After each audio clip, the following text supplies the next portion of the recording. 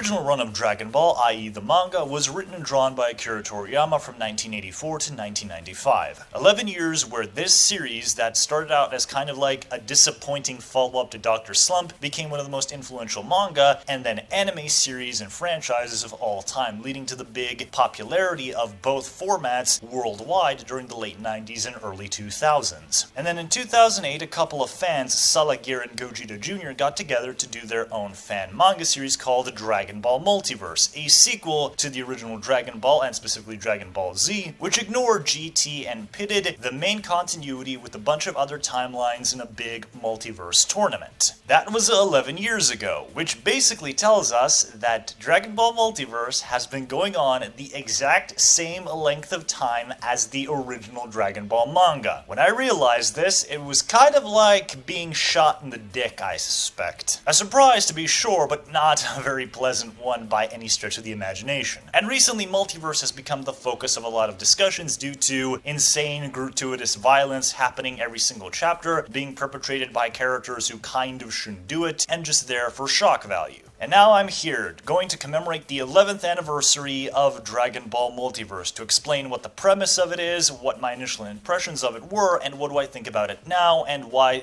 most of it doesn't basically work. As I already stated, Dragon Ball Multiverse started around 2008, and it established itself as a really cool little fan project. The main continuity, going off from End of Z, would be fighting lots of different timelines where permutations of existing characters would be meeting up and battling one another in this big cool tournament. So you have one universe where Vegito never defused. You have another universe where it's the Earthlings like Yamcha, Krillin, Tenshinhan, and even Videl who are the main heroes. You have another universe where the Namekians fused into one joint Super Namekian so that they could take on Frieza and then Cell and then Buu later on. And there are quite a few other universes I can name, but that's kind of like the whole premise of the idea. This species wants to hold this super cool little tournament, and it's gathering people from across various timelines to do it. And now, a lot of you might be wondering yourself, how does any of this work, Ivan? This is not how Dragon Ball Super explained timelines or the multiverse. Well, like I said, this is from 2008, a good 5 years before the multiverse concept was even introduced into the main timeline, and quite a bit longer before we actually got to see the damn thing in Dragon Ball Super proper. And for all I can say about Multiverse, it's super fascinating to see a relic of this time when Dragon Ball was for all intents and purposes dead and gone still persist to this very day. Because moving forward, a lot of the fan comics that are going to be done about Dragon Ball are going to be like based around Dragon Ball Super. It's going to be stories about the multiverse as we know it from the Super era, or it's going to be Super versus GT. We've already seen several examples of that in video and comic form. And so to just see something like this, where we don't have Beerus, or we don't have the Gods of Destruction, or Whis, or any of this new stuff, is kind of fascinating in spite of the end result just majoritively not being very good. And to explain why Multiverse doesn't work is a complicated matter that I'm going to get into. First of all, the writer is Salagir. He's from France, so that's strike one. Two, Salagir has a very poor or basically non-existent grasp of the English language, which leads to lots and lots of stilted dialogue that just does not work when you read it in English. And it also doesn't help that 11 years later, he still can't seem to get a good fucking translator to make his original French scripts get translated into English and make them work. This is in spite of the fact that Multiverse lets you read itself in multiple different languages, but this stuff is so demonstrably screwed up, it's almost parody levels bad. I read the Croatian version of Multiverse, and the letters were not even fitted properly into the speech bubbles. That is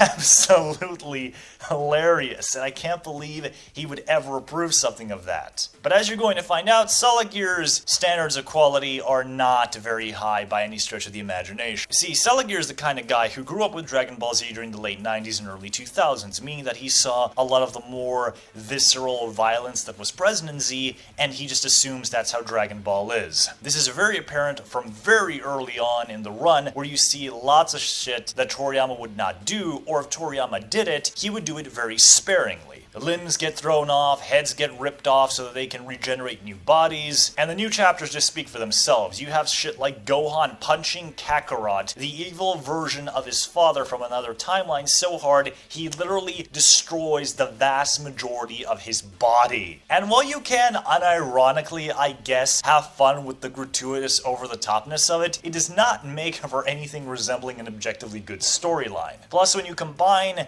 this just lack of understanding of how Dragon Ball approaches violence or even fighting with Salagir's piss-poor storytelling and translation, you just have already a recipe for a disaster. But I think the biggest overall problem of Multiverse is the pacing. This thing has been going on for 11 fucking years and we're still nowhere near the end of the tournament. In fact, the tournament has by now been interrupted multiple different times in its own storyline, not counting the special chapters. And the special chapters by themselves are a really big problem. See, the whole idea of the special chapters is so other artists with Salagir scripts can jump onto Multiverse and do the Multiverse version of different events. So we get to see the universe where Goku, who hadn't hit his head as a baby, tries and fails to befriend Roshi and Krillin, and this ultimately leads to some psychological issues for him as an adult. Once again, conceptually, this is not a bad idea. It's even kind of cool to get us away from the tournament for people who might grow bored of that stuff earlier on and they want to see why does this timeline work like this or why does that timeline work like that. Conceptually not bad. Execution-wise, they're almost all universally terrible. In fact, the only good specials I can say with a straight face are the ones about Gast. Though Gast completely breaks the entire lore of Namekian fusion just by virtue of his existence, his backstory and his special chapters are by and large the only actually good ones in all of Multiverse, and it also helps that a lot of his specials have a very unique artist who is so un-Dragon Ball-like, but so striking anyway,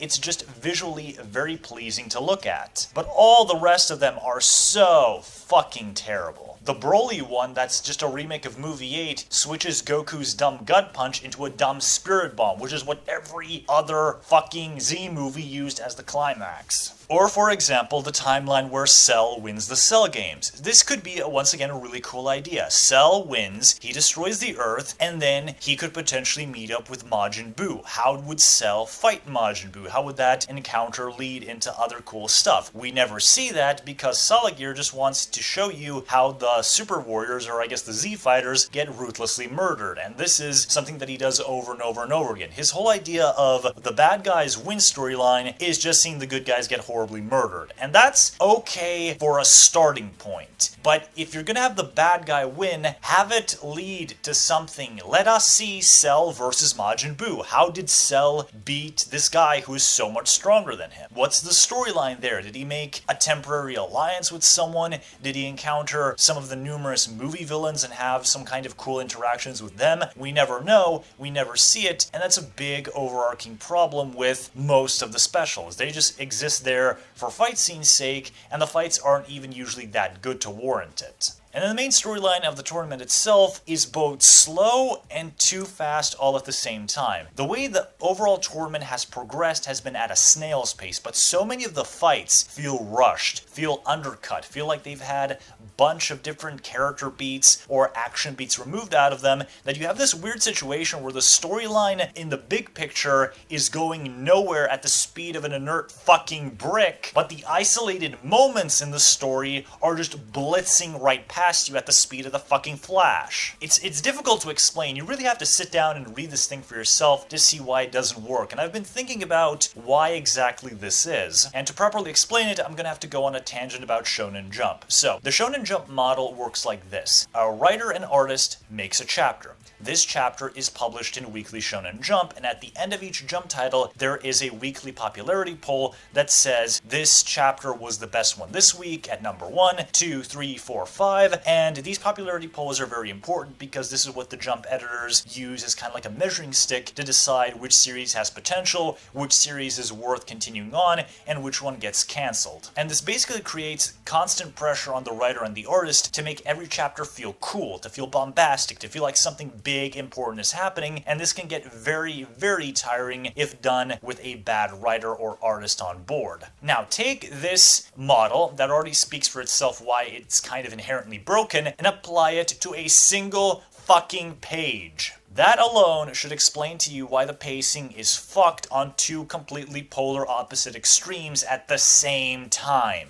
Now, Multiverse doesn't do everything poorly. Like I said, the base idea of this thing isn't so bad. A multiverse tournament where you just see lots of different existing characters and different permutations going on against each other is fine. Zanbu is easily one of the coolest versions of Majin Buu that's ever been around. And then there's Vegeta, who's one of the most hated characters in all of Multiverse. Conceptually, the idea of Vegeta being mentally fucked up because combining someone like Goku with someone like Vegeta is not a good idea, especially because this is a Vegeta who never got over his inferiority complex over Goku, so this would basically make Vegeta kind of resent and hate a part of himself all the time. That's really cool. That's really interesting, but once again, the way it's executed just does not work. And so this whole idea of potentially making a fusion character interesting for once, God forbid, is completely wasted. So yeah, that is Dragon Ball Multiverse, the ins and outs of this big fan project that will likely last quite a few number of years to come, and I'm sure we'll find new and interesting ways to keep on surprising us.